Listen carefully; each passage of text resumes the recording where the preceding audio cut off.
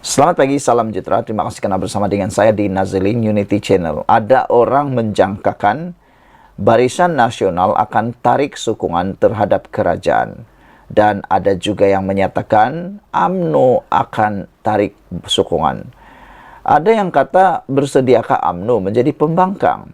Bersediakah UMNO menjadi sebagian daripada blok pembangkang? Dan ada juga yang kata mungkin UMNO akan pindah di blok pembangkang, tetapi mereka masih sokong Anwar Ibrahim. Adakah itu boleh berlaku?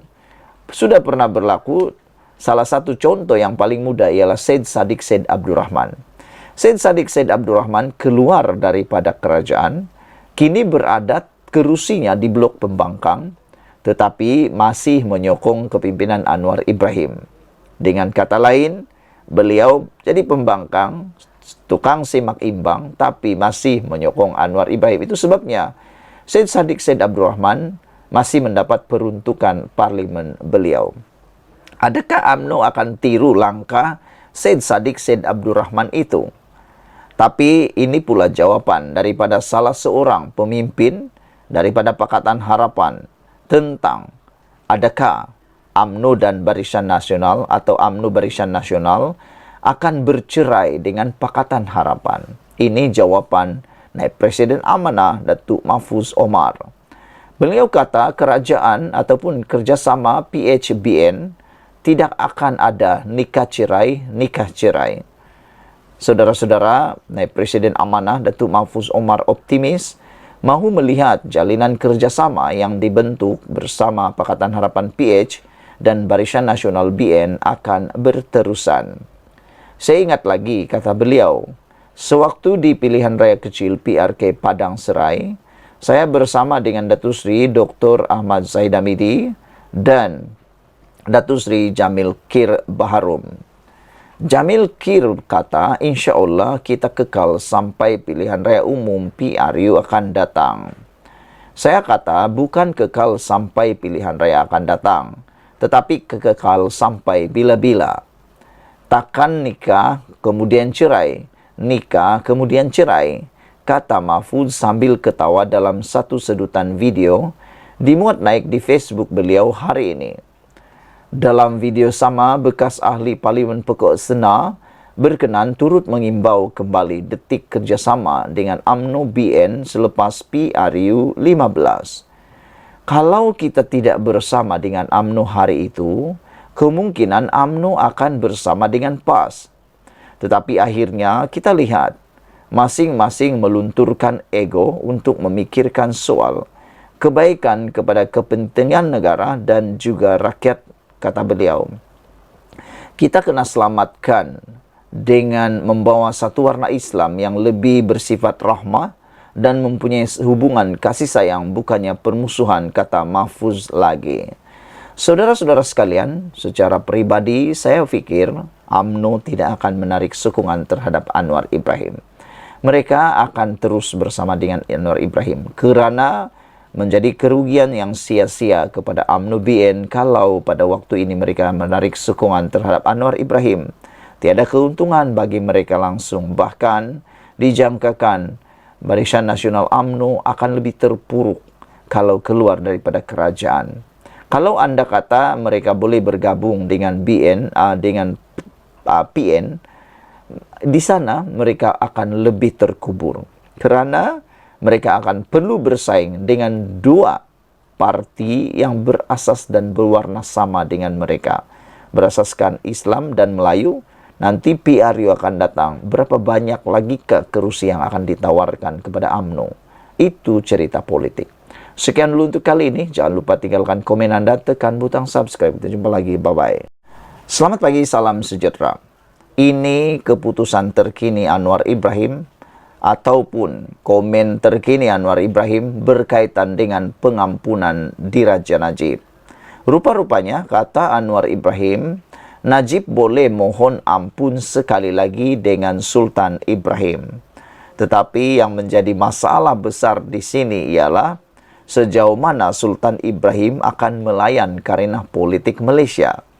Kerana Sultan Ibrahim yang mana adalah Sultan yang di-Pertuan Agong kita telah memberikan amaran sebelum ini bahawa baginda tidak akan melayan karena politik yang keterlaluan, dan baginda hanya akan mengutamakan 33 juta rakyat Malaysia berbanding 222 pemain politik di Malaysia.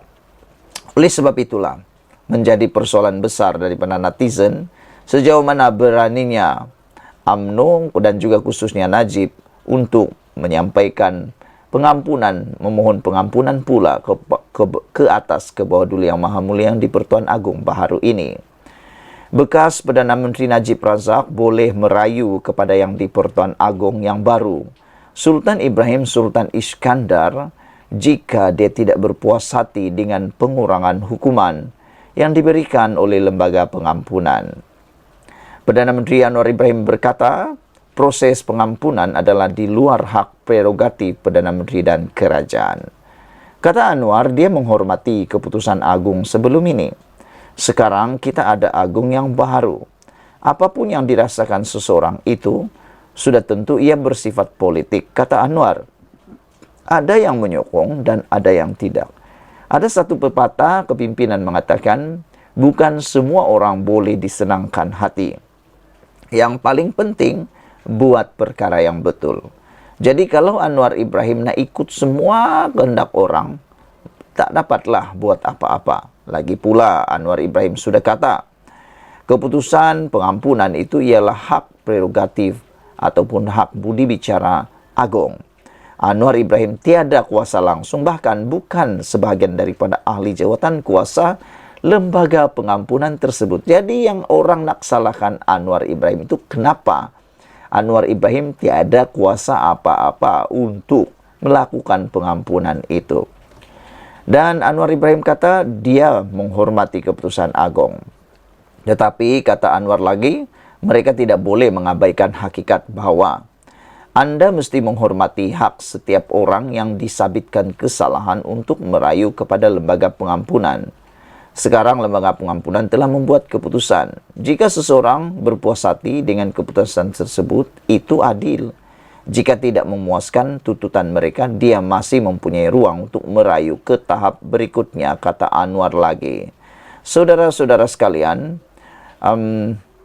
bercakap mengenai keputusan lembaga pengampunan, Anwar berkata semua pertimbangan telah diambil kira sebelum Sultan Abdullah membuat keputusan tersebut.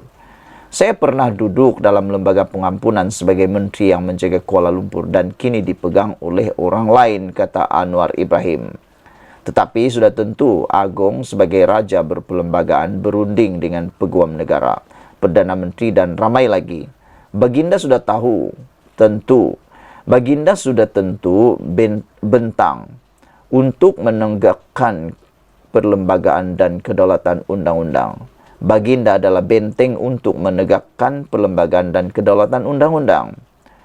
Dan semua pertimbangan itu diambil kira dan kemudian yang di-Pertuan Agong selepas mendengar daripada lembaga akhirnya memutuskan untuk mengurangkan hukuman sebanyak 5% yang bermakna pembebasan pada tahun 2028, kata Anwar lagi. Anwar juga telah menjelaskan bahawa ahli lembaga pengampunan mempunyai lembaga pengampunan mereka sendiri yang diketuai oleh Sultan atau yang di-Pertuan Negeri bagi negeri seperti Pulau Pinang, Melaka, Sabah dan Sarawak. Mengikut perkara 42 dalam Kurungan 2 dan 42 dalam Kurungan 11 Perlembagaan Persekutuan, lembaga pengampunan bagi wilayah persekutuan terdiri daripada peguam negara, menteri wilayah persekutuan dan tidak lebih daripada 3 ahli lain yang dilantik oleh yang di-Pertuan Agong. Berdasarkan pelantikan yang diumumkan melalui Warta Persekutuan, terdapat 4 nama yang pelantikannya sah ketika pengampunan Najib dipertimbangkan. Ini bermakna sekurang-kurangnya seorang daripada mereka tidak lagi menjadi ahli kerana peletakan jawatan dan faktor lain yang boleh membatalkan pelantikan yang tidak diumumkan melalui warta. Pelantikan diraja ini membabitkan Prasad Sandorsham Abraham, para Masivam Arul Nasalam, Darul Salam Budin dan Zahra Ibrahim.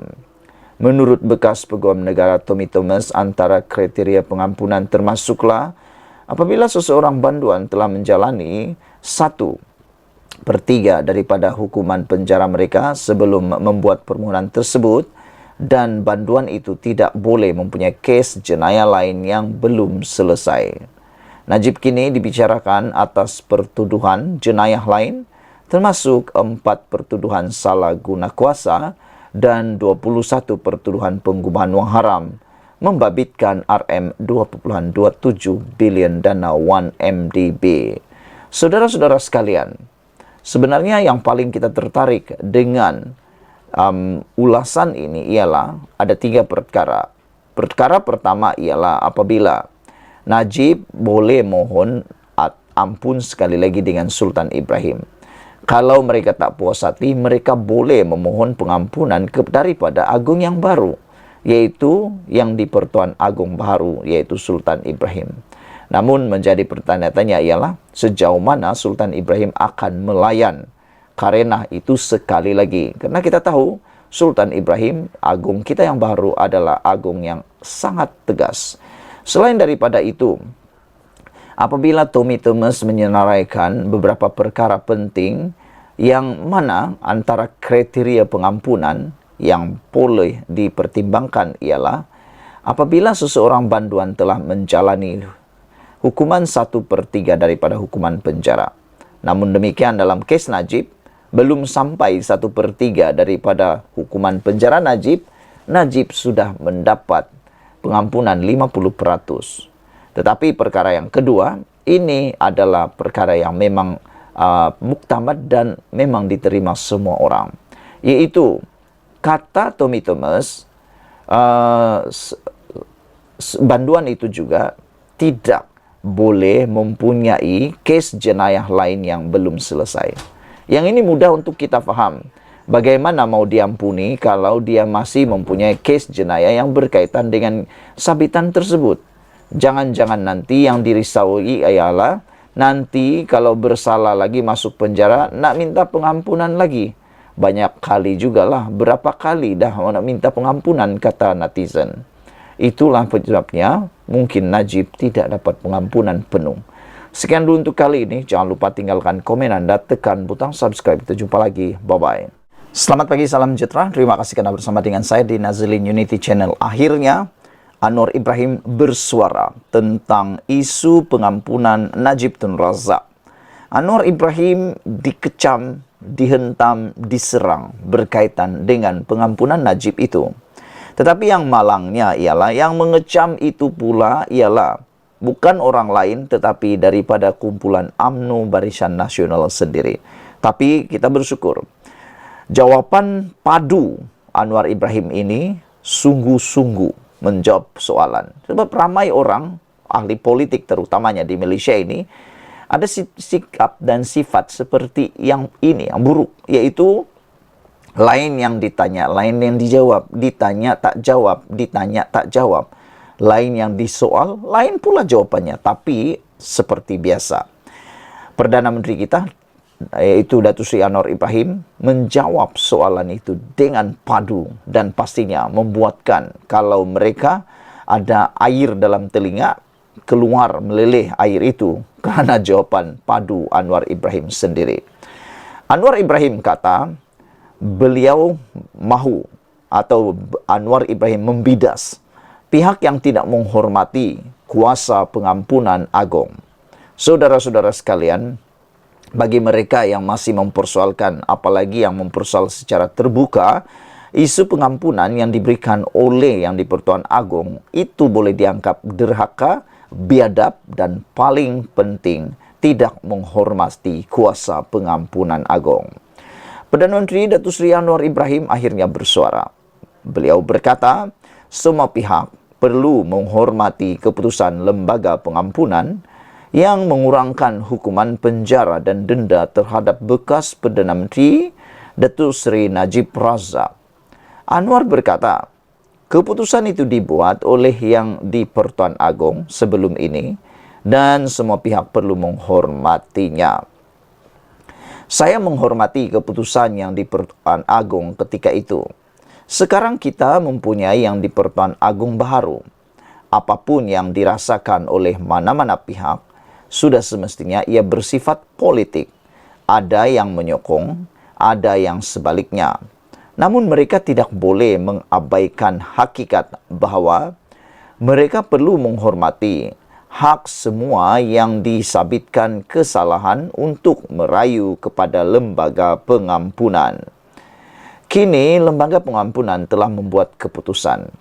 Jika ada pihak yang berpuas hati, maka ia dianggap sebagai keputusan yang adil. Jika tidak berpuas hati, maka mereka masih boleh mengemukakan rayuan, kata Anwar Ibrahim ketika ditemu bual dalam program Al Jazeera Mubsahir di sini hari ini.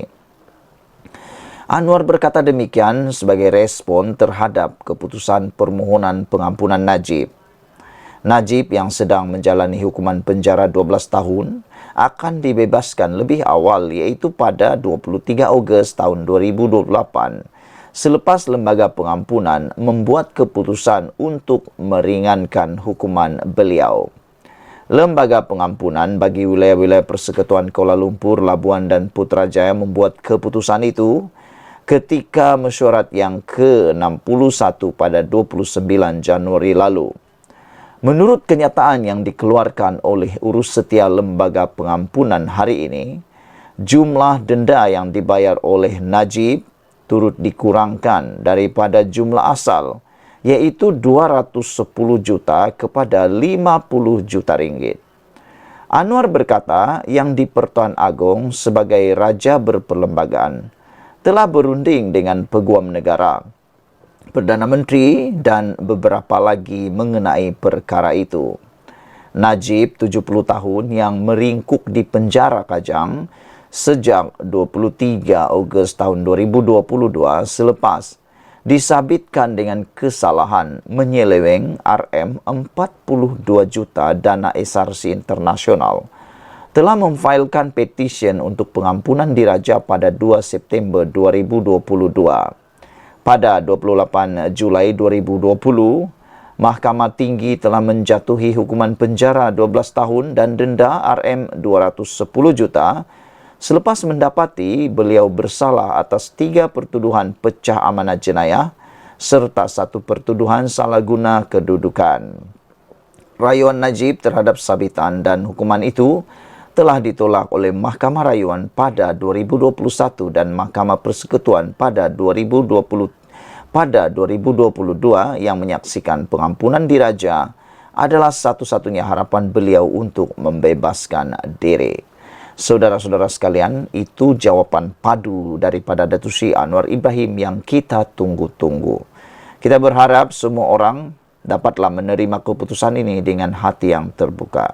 Apapun pendapat anda semua. Sekian dulu Malaysia Kita Punya. Kita jaga sama-sama cintai Malaysiaku. Bye-bye.